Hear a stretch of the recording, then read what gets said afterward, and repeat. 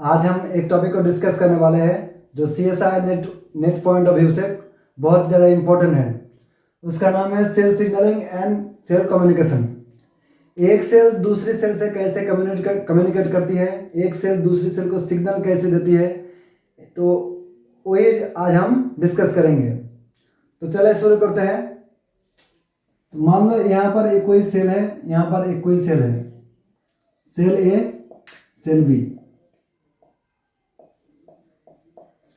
ये दो सेल है। तो एक सेल दूसरी सेल से कांटेक्ट करेगा, एक सेल दूसरी सेल को दूसरी सेल को सिग्नल देगा। तो कैसे देगा? तो ये जो सेल है, ये सेल कोई एक मॉलिक्यूल को रिलीज करता है, ये कोई सेल है, ये कोई मॉलिक्यूल को रिलीज करता है, सिग्नलिंग मॉलिक्यूल को रिलीज करता है। ये जो सिग्नलिंग मॉलिक्यूल है उसे हम ये जो सिग्नलिंग मॉलिक्यूल है, ये जो सेल इसको रिलीज कर रहा है इसे हम कहते हैं signal releasing cell. Signal releasing cell हम इसे कहते हैं। सिग्नल रिलीजिंग सेल क्या करता है? सिग्नल मॉलिक्यूल को रिलीज करता है। ये सिग्नल मॉलिक्यूल जो उसका टारगेट सेल है उसको उस वहां पर जाके, टारगेट जो सेल है, ये टारगेट सेल है, जो टारगेट सेल है वो टारगेट सेल में जाके वहां पर जो रिसेप्टर है उसको साथ बाइंड होगा। ये रिसेप्टर है। तो सिग्नलिंग सेल सिग्नल मॉलिक्यूल को रिलीज किया, ये सिग्नलिंग मॉलिक्यूल है।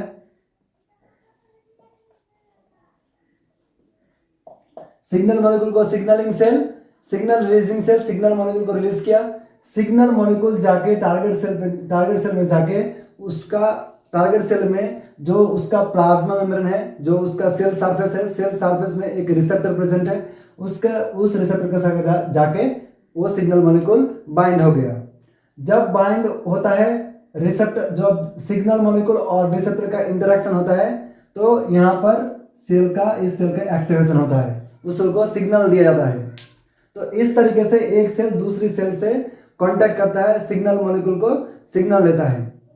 तो ये जो सिग्नलिंग मॉलिक्यूल मैंने यहाँ पर बताया, जो सिग्नलिंग मॉलिक्यूल है, ये सिग्नलिंग मॉलिक्यूल दो टाइप के हो सकते हैं। एक तो वो पोलर हो सकते हैं, एक तो वो नॉन पोलर हो सकते हैं।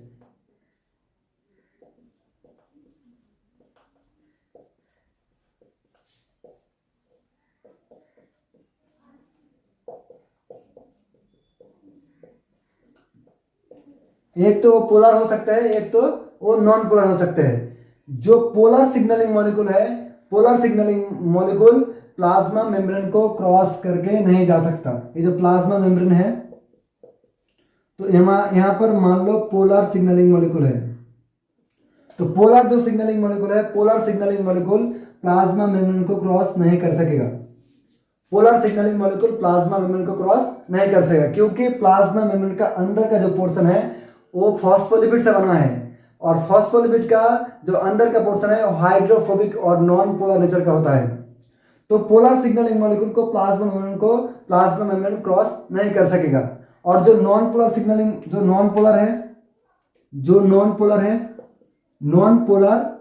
प्लाज्मा मेम्ब्रेन को आसानी से क्रॉस कर सकेगा। पोलर मॉलिक्यूल इसलिए पोलर मॉलिक्यूल का जो रिसेप्टर रिप्रेजेंट होता है वो सेल सरफेस के ऊपर में प्रेजेंट होता है, और जो non polar signalling molecule plasma membrane को क्रॉस कर जाएगा, और सेल के साइटोप्लाज्म में और न्यूक्लियस में उसका रिसेप्टर प्रेजेंट होगा। एक तो साइटोप्लाज्म में नॉन पोलर का रिसेप्टर प्रेजेंट होगा जो नॉन पोलर सिग्नलिंग मॉलिक्यूल है, एक तो उस नॉन पोलर सिग्नलिंग मॉलिक्यूल का रिसेप्टर न्यूक्लियस में प्रेजेंट होगा। और जो पोलर सिग्नलिंग मॉलिक्यूल का रिसेप्टर हर समय प्लाज्मा मेम्ब्रेन के ऊपर प्रेजेंट होगा। तो व्यतिक्रम में कुछ रहता है, कुछ एक्सेप्शन भी केस है, वो हम बाद में डिस्कस करेंगे। तो सिग्नलिंग, एक सेल दूसरी सेल से कांटेक्ट और सिग्नल करता है। एक जो सेल है सिग्नल मॉलिक्यूल को रिलीज करेगा, दूसरी सेल में रिसेप्टर के साथ जाकर बाइंड होगा। ये जो सिग्नलिंग मॉलिक्यूल है, एक तो पोलर हो सकता है, एक तो नॉन पोलर हो सकता है। अगर पोलर सिग्नलिंग मॉलिक्यूल है तो प्लाज्मा मेम्ब्रेन को क्रॉस नहीं कर सकेगा। पोलर सिग्नलिंग मॉलिक्यूल के लिए उसका रिसेप्टर प्रेजेंट होता है, उसका जो रिसेप्टर है वो सेल सरफेस में प्रेजेंट होगा।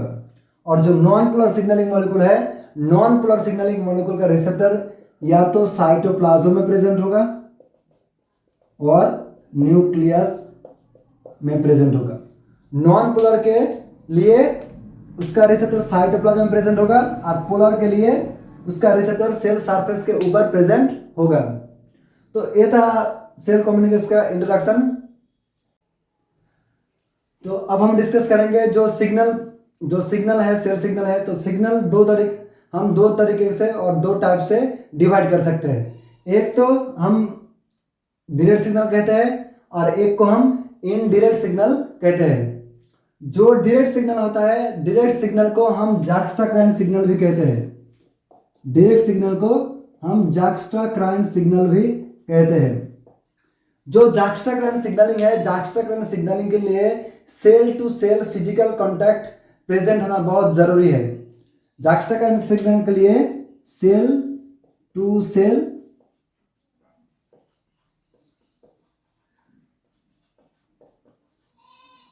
जॉक्स्टाक्राइन सिग्नलिंग में cell to cell physical contact होना बहुत ही ज्यादा जरूरी है। उसे हम जॉक्स्टाक्राइन सिग्नलिंग कहते हैं।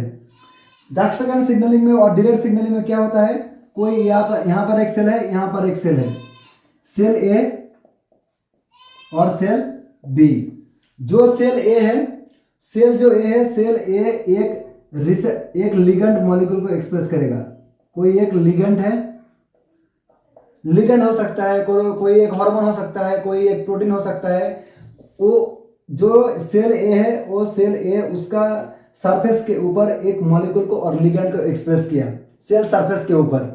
और यहाँ पर कोई एक रिसेप्टर है, यहाँ पर कोई एक रिसेप्टर है जो सेल बी ने एक्सप्रेस किया है। तो यहाँ पर जो सेल ए ने एक लिगेंड एक्सप्रेस किया, यहाँ पर सेल बी ने एक रिसेप्टर एक्सप्रेस किया। तो यहाँ पर देखिए दो सेल के बीच फिजिकल कांटेक्ट है। सिग्नलिंग होने के लिए, डायरेक्ट सिग्नलिंग होने के लिए दो सेल के बीच, यहाँ पर देखिए दो सेल के बीच एक डायरेक्ट इंटरेक्शन और फिजिकल कांटेक्ट प्रेजेंट है। यहाँ पर जो लिगेंड और रिसेप्टर है दोनों ही ट्रांस मेम्ब्रेन प्रोटीन है। यहाँ पर जो लिगेंड और रिसेप्टर है दोनों ट्रांस मेम्ब्रेन प्रोटीन है।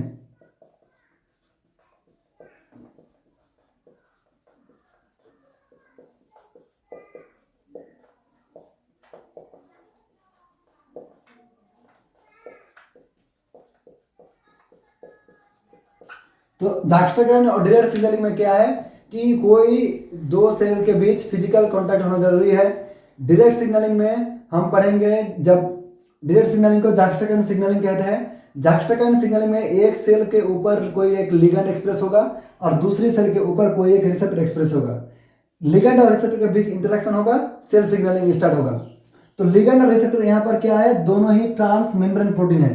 ट्रांस मेम्ब्रेन प्रोटीन का मतलब क्या है, वो प्लाज्मा मेम्ब्रेन को क्रॉस करके वहां पर बैठा है, उसे हम कहते हैं ट्रांस मेम्ब्रेन।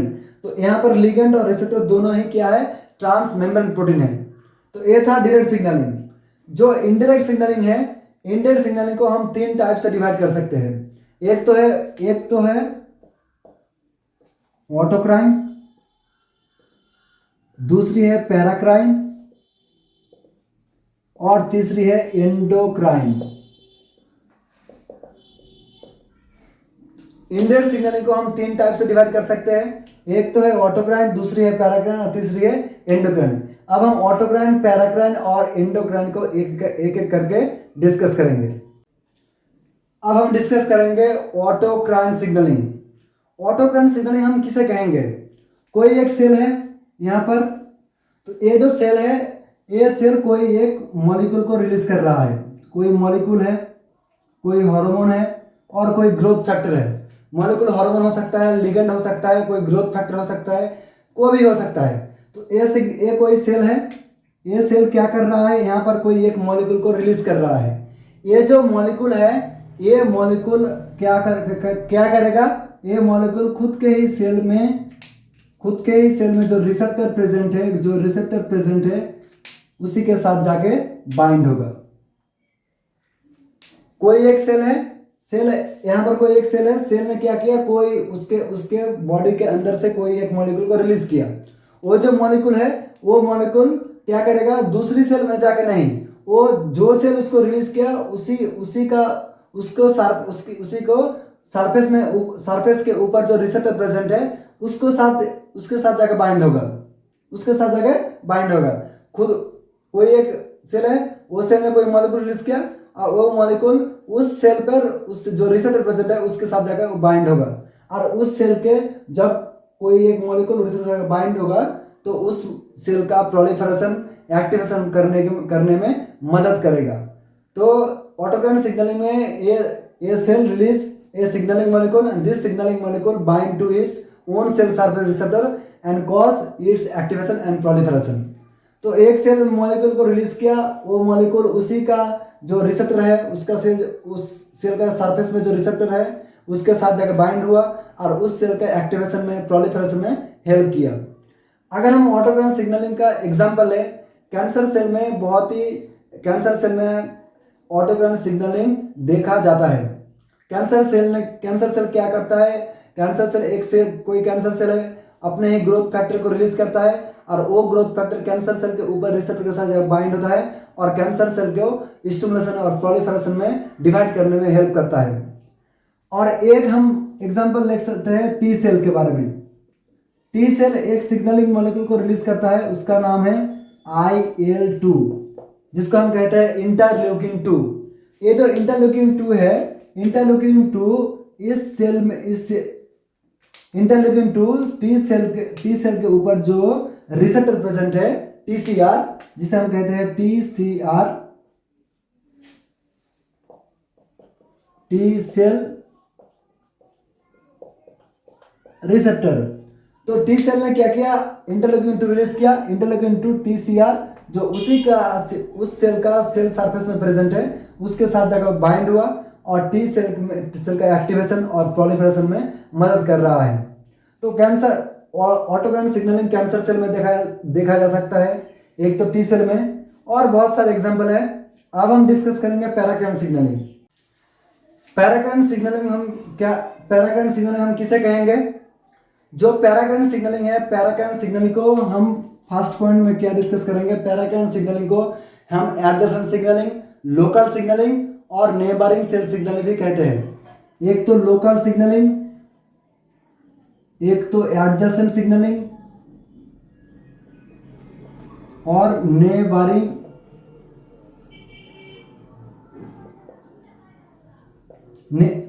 पैराकरेंट सिग्नलिंग को हम लोकल और एडजेसेंट और नेबरिंग सेल सिग्नलिंग भी कहते हैं।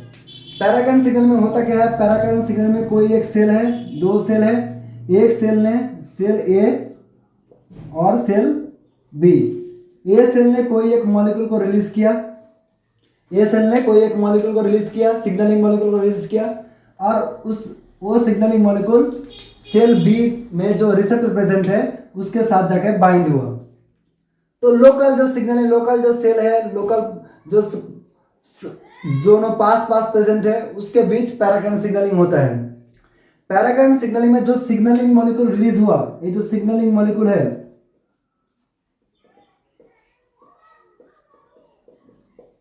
जो सिग्नलिंग मॉलिक्यूल रिलीज होता है वो पहले तो वो अनस्टेबल होता है,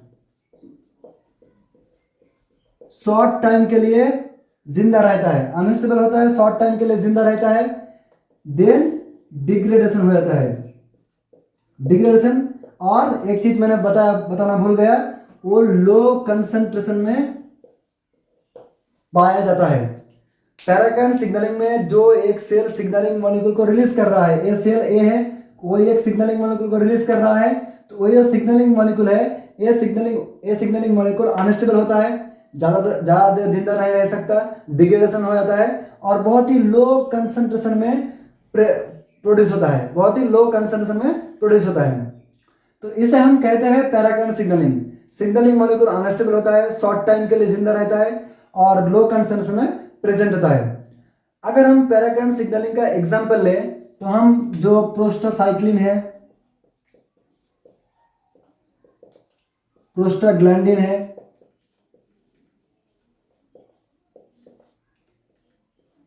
ल्यूकोट्राइन है। तो ये जो है इसको हम कहते हैं local signalling molecule, prostacyclin, prostaglandin, leukotriene, इसे हम कहते हैं लोकल सिग्नलिंग मॉलिक्यूल। और भी है जो हम एग्जांपल की तरफ ले सकते हैं, जैसे कि blood clotting factor,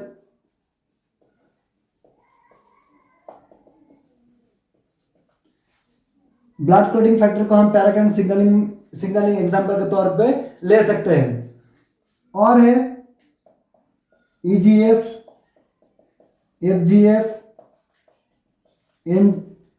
NGF, PDGF, then nitric oxide signalling. तो blood clotting factor, EGF, epidermal growth factor, जो एफजीएफ है फाइब्रोब्लास्ट ग्रोथ फैक्टर, एनजीएफ है नार ग्रोथ फैक्टर, पीडीजीएफ है प्लेटलेट डिराइव्ड ग्रोथ फैक्टर, और जो नाइट्रिक ऑक्साइड सिग्नलिंग है, ये सब पैराकाइन सिग्नलिंग के अंदर एग्जाम्पल के तौर में आ सकता है। और प्रोस्टाग्लैंडिन, प्रोस्टासाइक्लिन, ल्यूकोट्राइन ये लोकल सिग्नलिंग मॉलिक्यूल है, ये भी हम पैराकाइन सिग्नलिंग में एग्जाम्पल के तौर पे ले सकते हैं। पैराकाइन सिग्नलिंग में और एक एग्जाम्पल हम ले सकते हैं, आप देखिए,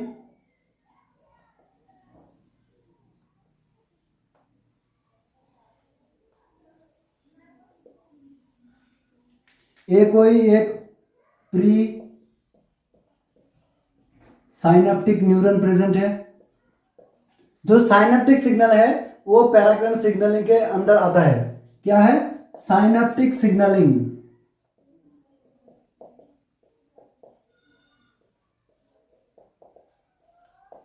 तो प्री साइनेप्टिक न्यूरॉन है, यहां पर है post synaptic neuron, pre synaptic neuron और पोस्ट साइनेप्टिक न्यूरॉन। तो प्री साइनेप्टिक न्यूरॉन से एक कोई सिग्नलिंग मॉलिक्यूल रिलीज होता है, यहाँ पर इसका नाम है एसिटाइलकोलिन। जो हम इस टॉपिक को बाद में पूरी तरह डिस्कस करेंगे, अभी हम यहाँ पर नहीं डिस्कस करेंगे। जब हम एनिमल फिजियोलॉजी पढ़ेंगे तब हम वहाँ पर डिस्कस करेंगे। हम कुछ में थोड़ी सी इंफॉर्मेशन आपको पता होना चाहिए कि प्री साइनेप्टिक न्यूरॉन से एसिटाइलकोलिन सिग्नलिंग मॉलिक्यूल रिलीज होता है। यहाँ पर रिसेप्टर के साथ जाते, यहाँ पर जो रिसेप्टर प्रेजेंट है, पोस्ट साइनेप्टिक न्यूरॉन में जो रिसेप्टर प्रेजेंट है, इस रिसेप्टर से ये एसिटाइलकोलिन बाइंड होता है। इस पोर्शन को हम कहते हैं साइनेप्टिक क्लेफ्ट।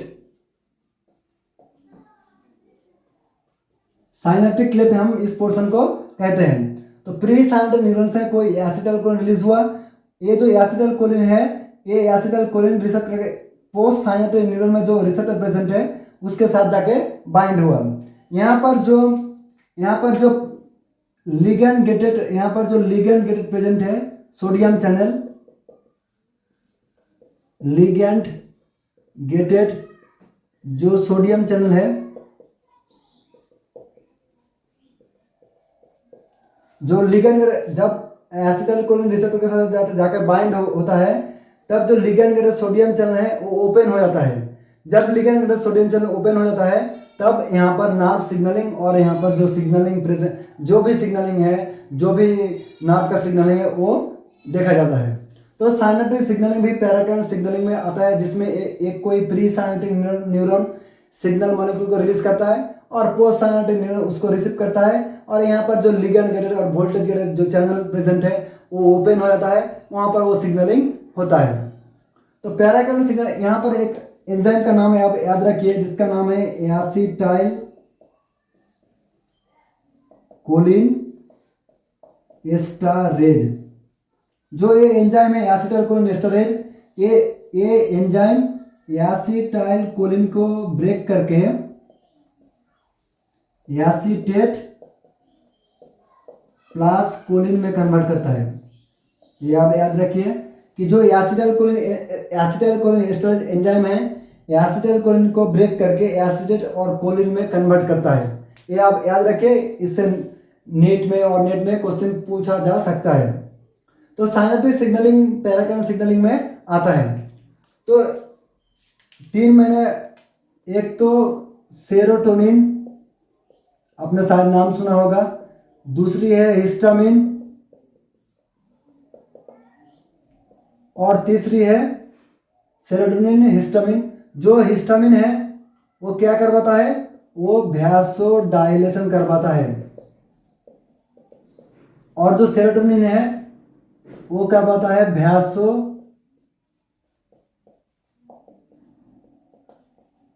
कंस्ट्रिक्शन।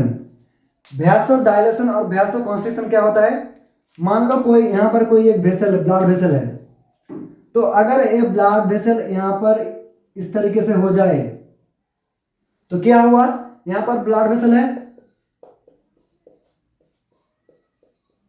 तो ब्लड वेसल यहाँ पर क्या हुआ, जो अगर सेरोटोनिन प्रेजेंट है तो सेरोटोनिन क्या करवाएगा, वैसो कंस्ट्रिक्शन करवाएगा।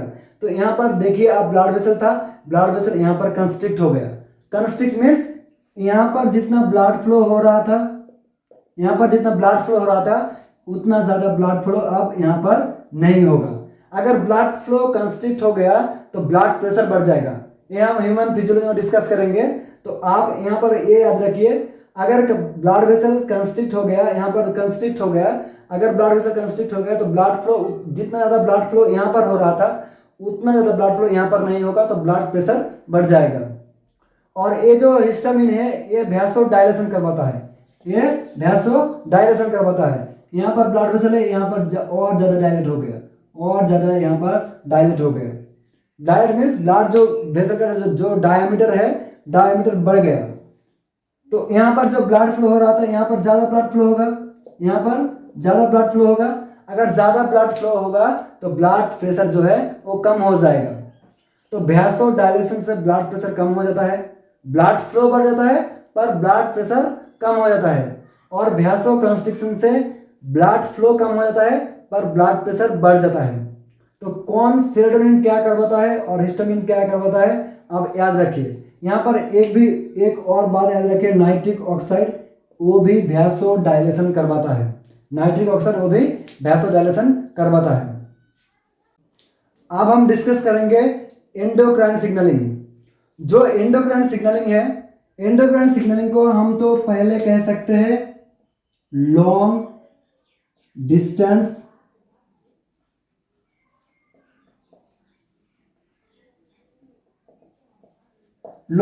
सिग्नलिंग हम कहते हैं एंडोक्राइन सिग्नलिंग को। एंडोक्राइन जो सिग्नलिंग है, एंडोक्राइन सिग्नलिंग मेनली हार्मोन के लिए होता है। और जो कोई एक यहाँ पर कोई एक सेल है, ए सेल ने क्या, एंडोक्राइन सेल है, एंडोक्राइन सेल ने क्या किया, कोई हार्मोन रिलीज किया। एंडोक्राइन सेल कोई एक हार्मोन रिलीज किया। ये जो हार्मोन है, ये हार्मोन कोई ब्लड स्ट्रीम से, कोई एक ब्लड स्ट्रीम से, हार्मोन कोई ब्लड है, कोई ब्लड का सर्कुलेटरी सिस्टम है, ये ब्लड वेसल से यहाँ पर ब्लड से ट्रैवल करेगा, ये जो है ये ब्लड हार्मोन ब्लड वेसल से ट्रैवल करेगा, ब्लड स्ट्रीम से ट्रैवल करके कोई जहाँ पर, यहाँ पर मान लो टारगेट सेल है, यहाँ पर मान लो कोई एक टारगेट सेल है, तो ये जो टारगेट सेल है, ये जो हार्मोन है यहाँ पर जाके वो बाइंड होगा। तो एंडोक्राइन सिग्नलिंग को हम लॉन्ग डिस्टेंस सिग्नलिंग कहते हैं, जिससे एंडोक्राइन सिग्नलिंग मेनली हार्मोन के लिए होता है। एंडोक्राइन सिग्नलिंग में हार्मोन ब्लड स्ट्रीम से ट्रैवल करके जहां पर उसका टारगेट सेल है, जहां पर उसका टारगेट सेल है, टारगेट सेल में जाके वो एक्ट करेगा, जहां जो भी सिग्नल है, जो भी उसका काम है वो वहां पर जाके करेगा। तो लॉन्ग डिस्टेंस सिग्नलिंग है, एंडोक्राइन सिग्नलिंग हार्मोन को रिलीज करके जो ब्लड स्ट्रीम से वो हार्मोन ट्रैवल करके जो जहां पर उसका टारगेट सेल है वहां पर जाके वो काम करेगा। तो एंडोक्राइन सेल एक ग्रुप ऑफ सेल होता है, बहुत सारे एंडोक्राइन ग्लैंड है, thyroid gland, pancreas gland, pineal gland, बहुत सारे हमारे एड्रेनल ग्लैंड, बहुत सारे थायराइड ग्लैंड है, बहुत सारे ग्लैंड है, तो हम बाद में जाके डिस्कस करेंगे। तो एंडोक्राइन सिग्नलिंग आप याद रखिए को लॉन्ग डिस्टेंस सिग्नलिंग है। यहाँ पर जो सिग्नल मॉलिक्यूल रिलीज होता है, जो यहाँ पर जो सिग्नलिंग मॉलिक्यूल रिलीज हुआ है, वो सिग्नलिंग मॉलिक्यूल पहले तो हाई कंसंट्रेशन में स्टेबल होगा, हाई कंसंट्रेशन में स्टेबल होगा, और ज़्यादा समय तक, लॉन्गर पीरियड ऑफ टाइम वो जिंदा रहता है। जो एंडोक्राइन सिग्नलिंग में जो सिग्नल मॉलिक्यूल रिलीज होता है वो तो हाई कंसेंट्रेशन में रिलीज होता है, स्टेबल होता है और ज़्यादा समय तक जिंदा रहता है। मेनली हार्मोन के लिए होता है, ब्लड से ट्रैवल करता है और जहाँ पर टारगेट सेल है वहाँ पर जाके वो काम करेगा। ये था एंडोक्राइन सिग्नलिंग का कुछ डिस्कशन। तो हम सेल सिग्नलिंग के इंट्रो हमने ख़त्म किया है, बाद में हम थोड़ा सा आगे बढ़ेंगे। तो आज के लिए इतना ही। Thank you guys. अगर वीडियो आपको पसंद आए तो लाइक करें, शेयर करें, सब्सक्राइब करें। मिलते हैं नेक्स्ट वीडियो में।